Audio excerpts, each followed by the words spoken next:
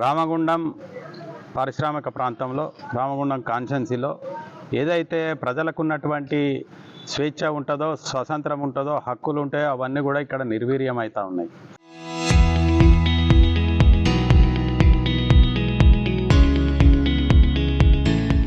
ఇవాళ ఏ కార్యక్రమం చేసి ప్రజల పక్షాన మాట్లాడాలన్నా కానీ అరెస్టులు కొనసాగుతూ ఉన్నాయి.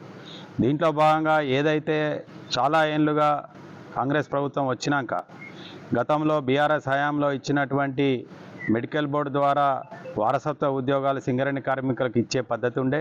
ప్రతి నెలలో 2 సార్లు మెడికల్ బోర్డు కూర్చొని అందరిని అన్ఫిట్ చేసి వాళ్ళ పిల్లలకు ఉద్యోగ అవకాశాలు గౌరవ మాజీ ముఖ్యమంత్రి కేసీఆర్ గారు కల్పించారు. అట్లాంటి పరంపరను కాంగ్రెస్ పార్టీ వచ్చిన తర్వాత తుంగలో దొక్కి కార్మికులకు ఇచ్చినటువంటి హామీలన్నీ కూడా మోసం చేసుకుంటూ పిల్లలకు వారసత్వం ఉద్యోగాలు ఇవ్వకుండా మెడికల్ బోర్డు కూర్చోకుండా చేస్తూ ఉంది. దీన్ని గౌరవ పెద్దలు కేటీ రామారావు గారు, హరీష్ రావు గారు విస్తృతంగా తిరిగి దీన్ని ఖండిస్తూ ఉంటే ఇవాళ మేము బీఆర్ఎస్ పార్టీ రామగుండం ఆధ్వర్యంలో విఠల్ నగర్ నుంచి జేఎం ఆఫీస్ వరకు పాదయాత్ర పెడితే పొద్దున మిగతా మామూలుగా ధర్నా చేసుకోమని చెప్పారు.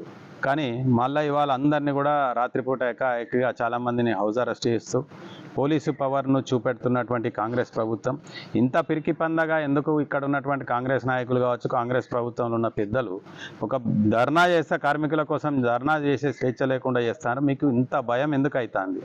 మీరు తప్పులు చేస్తున్నారు కాబట్టే భయం అవుతుంది. తప్పు చేసిన వానికే ఎప్పటికైనా భయం అవుతూ ఉంటుంది. కాబట్టి ఈ పెద్ద పాదయాత్రను ప్రజల పక్షాన, కార్మికుల పక్షాన మాట్లాడుతూ ఉంటే మీరు ఖండించే విధంగా ఈ విధంగా మమ్మల్ని ఇబ్బంది పెట్టడం ఇది పూర్తిగా ఖండించదగ్గ విషయం.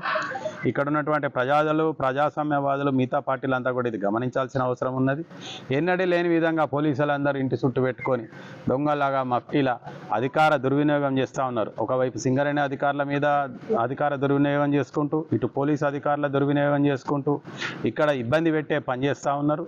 దీన్ని మేము పూర్తిగా ఖండిస్తున్నాం. ఖచ్చితంగా 11:30కు జేఎం ఆఫీస్ కాడ ప్రజల పక్షాన ప్రజలందరి సహకారంతో అక్కడ ధర్నా జరుగుతుంది, విజయవంతమవుతుంది. మమ్మల్ని పోనిచ్చినా పోనీయకపోయినా కూడా ధర్నా అనేది ఎట్టి పరిస్థితుల్లో జరుగుతుంది. ఇవాళ నువ్వు హౌస్ అరెస్ట్ చేస్తావు కావచ్చు, రేపు మేము కూడా నువ్వు మెరుపు అరెస్ట్ చేస్తే మేము కూడా మెరుపు ధర్నాలు కూడా చేయొచ్చు. ఇవాళ ఒక్క శనివారంతో అయిపోదు, ఇంకా శనివారాలు వస్తాయి, సోమవారం వస్తుంది, మంగళవారం వస్తుంది. ధర్నాలకు, మీ ముట్టడిలకు, మీ క్యాంప్ ఆఫీసుల ముట్టడిలకు కూడా మీరు సిద్ధంగా ఉండాలని చెప్పి, దీనికంతటి కూడా ఏదైతే నష్టం జరుగుతున్నాయో, ప్రభుత్వం ఇచ్చినటువంటి హామీలకు నష్టం జరుగుతుందో అది ఇక్కడ ఉన్నటువంటి ఎమ్మెల్యే మక్కాన్ సింగ్, అదేవిధంగా ఈ ప్రాంతంలో ఉన్నటువంటి మంత్రులు అందరూ కూడా శ్రీధర్ బాబు కావచ్చు, వివేక్ గారు కూడా కావచ్చు, వీళ్ళు బాధ్యత వహించాలి. ఇక్కడ కార్మికులకు న్యాయం చేయాలని మేము డిమాండ్ చేస్తూ ఉన్నాం. రేపటి నుంచి ఇది ఒకటే సమస్య కాదు, ఇవాళ కాంట్రాక్ట్ లేబర్ల సమస్య ఉన్నది. ఏదైతే సింగరేణి కాంట్రాక్ట్ లేబర్ కావచ్చు, ఎన్టీపీసీ కాంట్రాక్ట్ లేబర్ కావచ్చు, అదేవిధంగా ఆర్ఎఫ్సిఎల్ కావచ్చు, ఓబీలో చేస్తున్నట్టు వర్కర్ కావచ్చు, నిరంతరము వాళ్ళందరూ కూడా శ్రమ దోపిడీకి గురవుతూ ఉన్నారు. ఏదైతే మన బ్రిటిష్ సామ్రాజ్యంలో నడిచిన విధంగా వర్కర్లకు హక్కులు లేకుండా పోయి దోపిడీ చేస్తూ ఉన్నారని, దీన్ని ఎప్పటికైనా మీ అందరికి కూడా ఏదైతే కలకత్తాలో జరుగుతుందో ప్రభుత్వం పోయినాక ఏ విధంగా అప్పటి ప్రజాప్రతినిధుల మీద దాడి జరుగుతుందో తప్పకుండా మీ మీద కూడా జరుగుతుంది. అట్లాంటి పరిస్థితి తీసుకొచ్చుకోవద్దని చెప్తా ఉన్నాం.